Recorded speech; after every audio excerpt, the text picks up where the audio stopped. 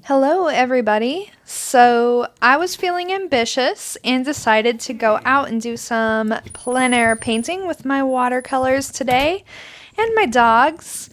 And this video is going to be about that adventure, or maybe I should call it a misadventure because it didn't go well. You can see right from the start my dogs are getting themselves all tangled up, and I had some other things working against me. Today it was very cold and very windy. My poor dogs were shivering, but I wanted to paint this cute little scene at the park. Thought it was really nice and kind of tranquil and calm. And so I decided that I would do a very quick sketch and just get some color notes down. So I got my little sketch kit out, and here you can see Watson's face. He is like, "Are you serious?" He is not thrilled that we are stopping right here because, like I said, it was very cold, it was windy, these dogs are getting tangled up, and they start bickering with each other when they're all tangled up, and I have not found a solution for their leashes to not get tangled up because they just kind of wind around each other for some reason. Alright, so, and also there was nowhere to sit, so I'm doing everything standing up. And I had my camera strapped to my chest again, just like I did in my other plein air video. And I think I had it angled down too far because in the beginning of when I'm sketching, it was just really difficult to keep everything in frame and to also still be able to see my painting. So I struggled with that a little bit. I stopped to admire these two sketches. You'll recognize the one on the left from my other plein air video, and then the one on the right I did on another day, but they're both white ducks, and I gotta be honest, the one on the right I thought turned out a little bit better, but I wasn't quite under the same constraints. And it's important just to be kind to yourself. Doing plein air painting is really just about the experience and learning to kind of just take notes from nature and to enjoy the process too. That's easier some days than others, I gotta say. It was really cold. I actually think now that it was a little crazy to even try to go out and do some plein air painting today. For some reason, I think it was because I had just gotten done working out after work, and so when I get done working out, I have a lot more body heat, and so I didn't realize, I think, how cold it was. So I went straight home, got the dogs ready, and then we headed out, and it was very short after I actually stopped that I realized that it was pretty cold. It was like 34 degrees Fahrenheit. So yeah, I didn't spend much time out there, and to be quite honest, I would almost call this a plein air painting fail, but I decided that I wasn't going to let it be a failure, and so I am going to show you how I kind of fixed it. So right here you can see I'm really struggling to keep everything in frame and to kind of get everything down. I'm really trying to focus on the darker values, but I had my dogs kind of tugging on me, and everything was just kind of not working out. I started running out of my Payne's Gray, so I had to switch over to my, I think this was sepia, and that wasn't really what I wanted to do. So there I stopped and I kind of readjusted my camera, so I'll get everything in frame just a little bit better now. And so really I just kind of wanted to get things into place and just see what I could accomplish. But at this point, and honestly, even when I decide to pack up and go home, you won't really even be able to tell what is going on in this painting, but it is salvageable. And one thing I find about watercolors is that they are pretty easy to make adjustments to as long as you don't really go heavy with your values and your saturation. There's a lot of wiggle room, so I will kind of show you how I approached that. So here I am back at home, back in the comfort of my studio, and here you'll get to actually see my little sketch kit a little bit better. So it's just a little pencil pouch, but it fits a ton of stuff in it. It fits that little sketchbook, it fits several pens and pencils and water brushes, and my metal tin that I keep my paints in. and also my paper towel. And I tend to use the same paper towel over and over again. I just let it dry and then I keep using it. So you'll probably notice that it's already quite a colorful paper towel. I'm just going to try to stick with all the same things that I would use when I'm plein air painting to finish this up. Of course, it's a little sketchbook, so it's mostly just for learning purposes anyway. And it's not very often that I bring a sketch home from outside and finish it inside. Today was just a little bit of a special case. One thing about those water brushes that's really nice is that you can unscrew the brush tip off, and then you can squeeze a little bit of water into your dry paint to help reactivate it. I really like that about those. I'm using my pencil here just to kind of correct some of my lines and angles, although it was a little bit difficult to see. But I think it at least helped me to kind of mentally make a few corrections that needed to be made. That bridge was angled way too much. And as always, I just want to give a little disclaimer in case you hear any weird noises in the background. It's the dogs. They're not asleep right now as I'm doing this voiceover. They are just kind of laying down and making funny noises. And I'm using my new microphone again, still getting used to that. I have it clipped onto a chopstick right now, so I'm hoping that will help reduce any staticky noises. Learning new stuff is fun. And yeah, so let's get back to the painting though. So right here, I am going in and really going in strong with some very dark values. I'm going to try to stick to just my primaries. I feel like I haven't been using them enough, or as much as normal anyway, because I have that M-Gram palette, which is over on the left side of this palette. I've been using that really heavily and kind of neglecting just the basic colors, so I decided I would just get back into those a little bit for this sketch. So I'm using my warm red and my warm blue to make a nice dark, deep, kind of neutral purple to do my darkest values in this painting. So I'm reinforcing some of those lines, especially the shadow areas that are in the water, the trees in the background.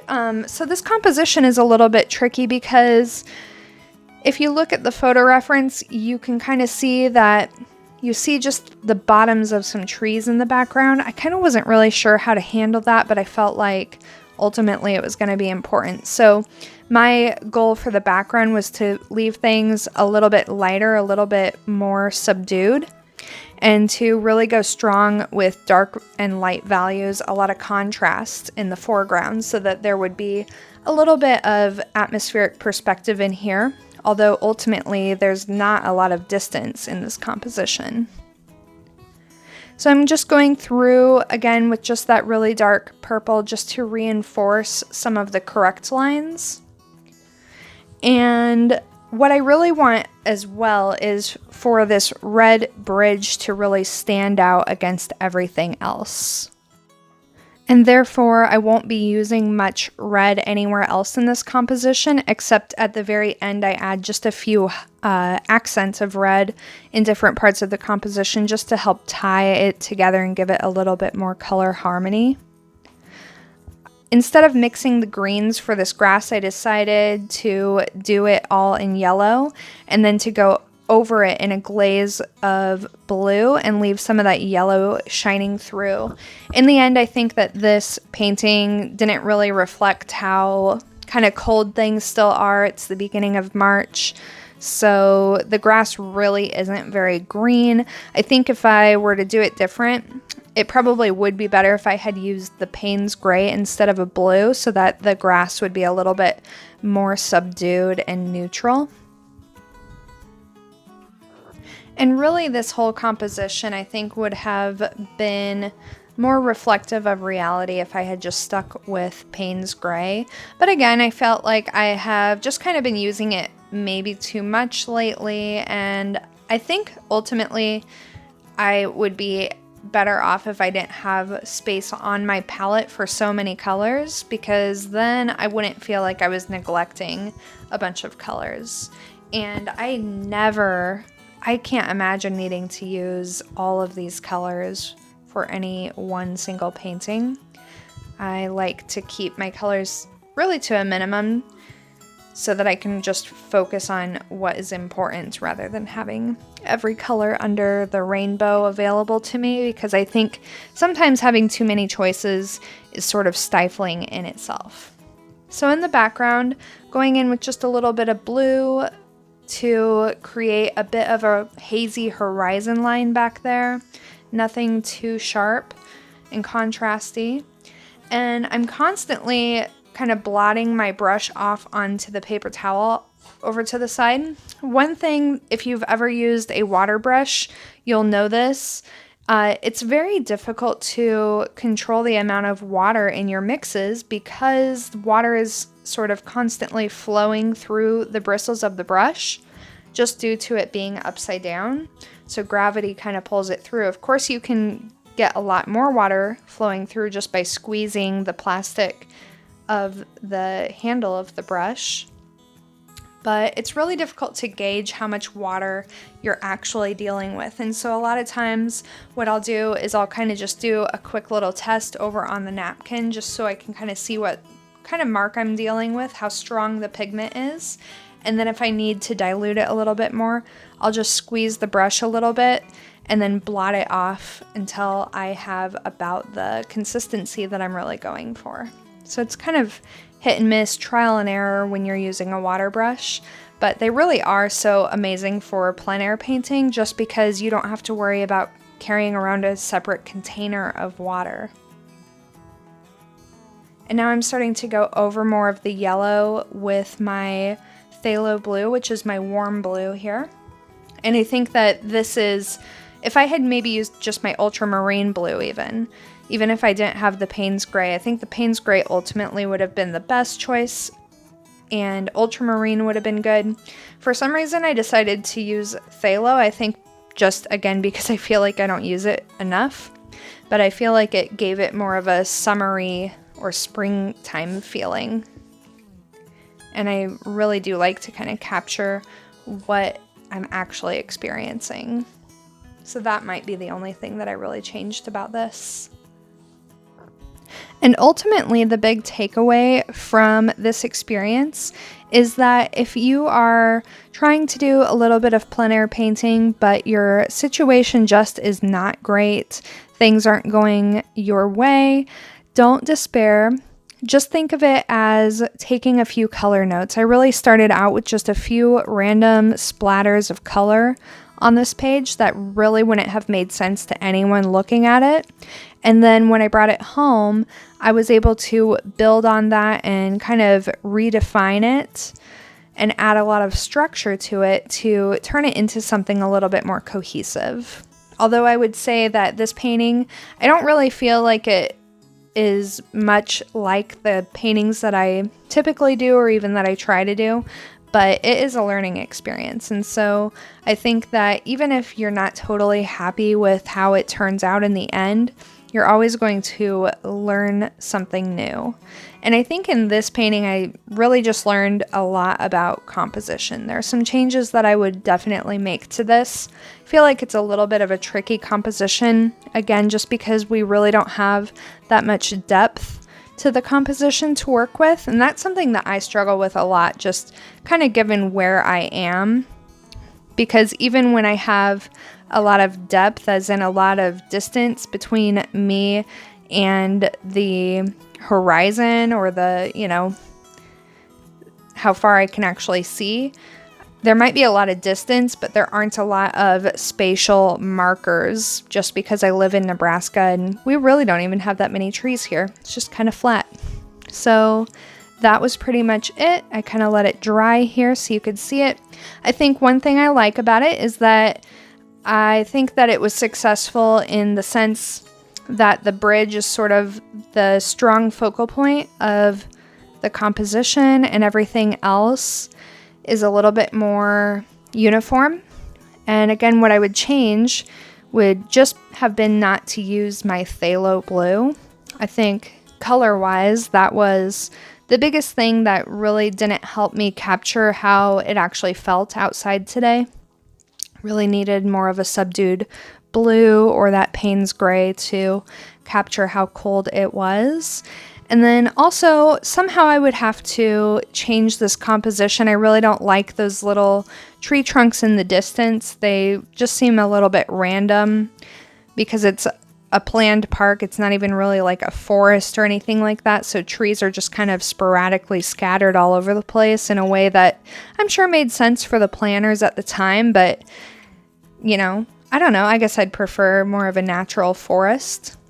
So that was it. That was my little plein air failure turned into a good learning experience.